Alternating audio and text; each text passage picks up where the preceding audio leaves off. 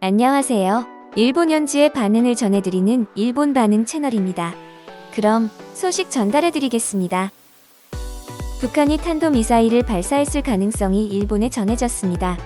한편 이로 인한 피해 상황이나 낙하 지점, 발사 횟수 등의 상세한 정보에 대해서는 아직 분석 중이라고 합니다.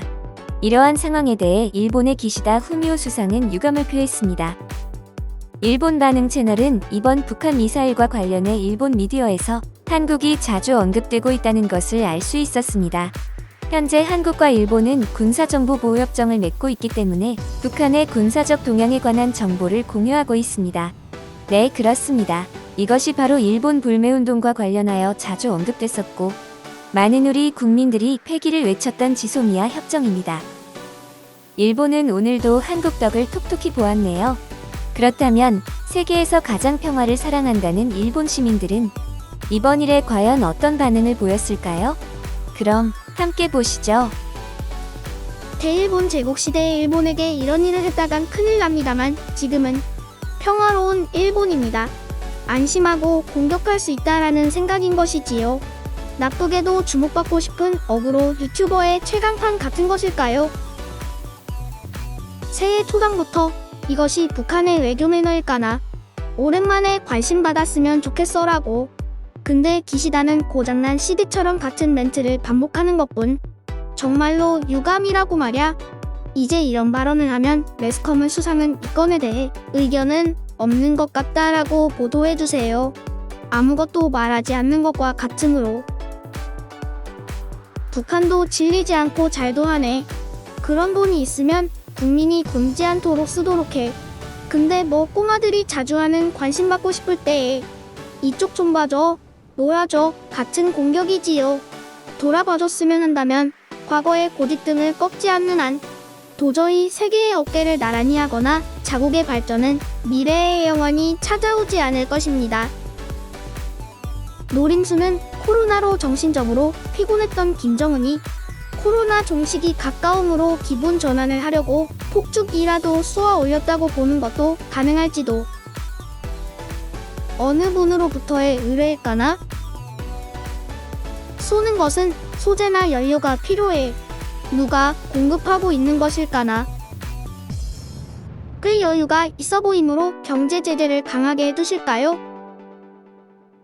일본은 왜 좀 더 빨리 인지하지 못하는 건가? 한국군으로부터 연락이 없으면 아무것도 할 수 없는 건가? 이걸로 정말 국방이라고 말할 수 있는 건가? 일본은 독자적으로 감지하고 반격할 수 있도록 체제를 빨리 정비해야 한다.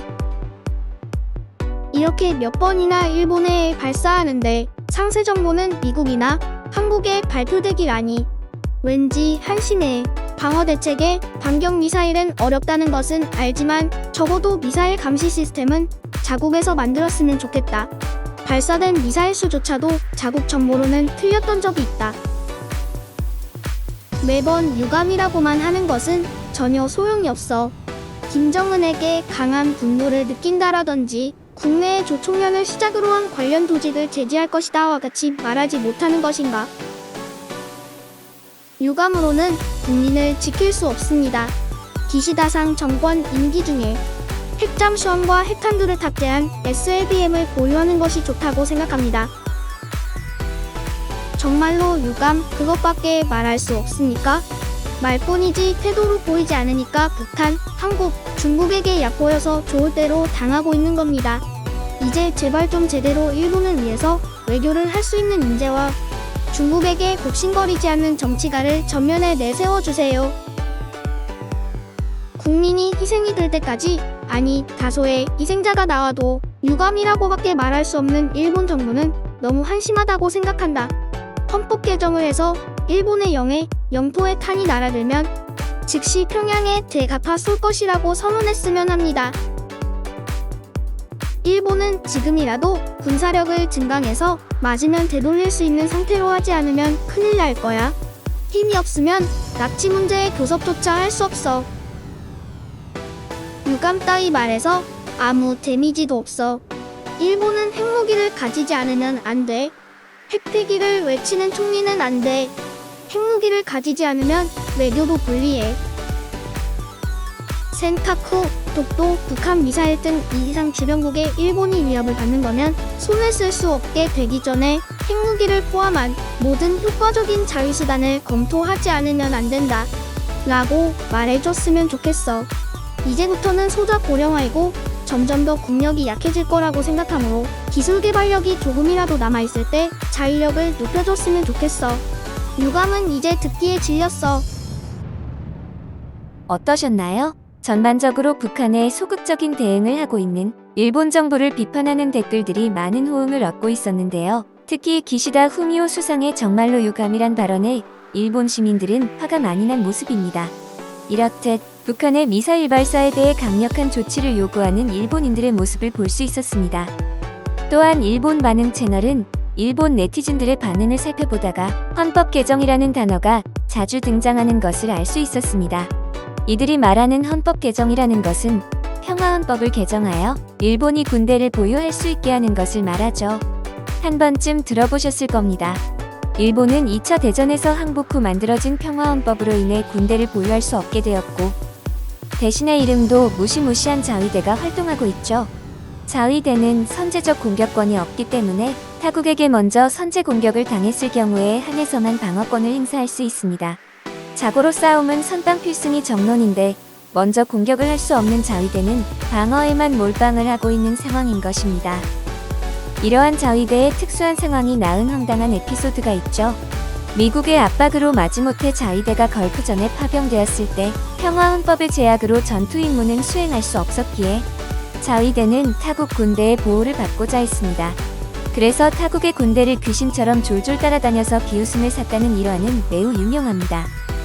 이쯤 되니 평화를 사랑하는 일본인이라는 말이 나오게 되었죠. 그러나 평화는 그리 오래가지 못할 듯 보입니다. 과거에 일본 시민들은 자민당의 헌법 개정 시도에 대해 비난을 했고 반대 여론이 우세했습니다. 그러나 현재는 분위기가 조금 다릅니다.